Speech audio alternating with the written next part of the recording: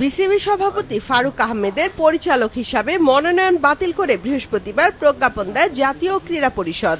এরপর থেকেই প্রশ্ন উঠেছে, তিনি কি বিসিবির সভাপতি হিসাবে এখনো আছেন নাকি নেই। কারণ সভাপতি পদ থেকে ফারুক আহমেদ নিজে সরে না দাঁড়ালে গঠনতন্ত্র অনুযায়ী তাকে সরিয়ে দেওয়ার বিধান নেই। এক্ষেত্রে সরকারি হস্তক্ষেপ হলে আইসিসির নিষেধাজ্ঞায় পড়বে বাংলাদেশের ক্রিকেট। বৃহস্পতিবার ফারুকের প্রতি অনাস্থা জানিয়ে ক্রীড়া পরিষদে চিঠি দেন পরিচালকরা। এতে তার ভাইরা ভাই আকরাম খান ছাড়া সই করেন ৮ পরিচালক। এরপরই প্রজ্ঞাপন জারি করে এনএসসি। এতে বলা হয়, ফারুক আহমেদের মনোনয়ন প্রত্যাহারের পেছনে ৮ পরিচালকের অনাস্থা এবং বিপিএল নিয়ে তদন্ত প্রতিবেদন গুরুত্বপূর্ণ ভূমিকা রেখেছে।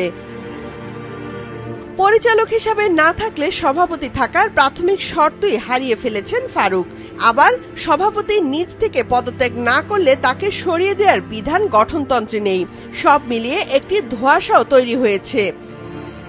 ফারুক আহমেদ এরই মধ্যে জানিয়ে দিয়েছেন, তিনি নিজ থেকে সভাপতির পদ ছাড়বেন না। এমনকি আইসিসি প্রেসিডেন্ট জয় শাহকে এই বিষয়ে অবগত করেছেন বলেও জানা গেছে।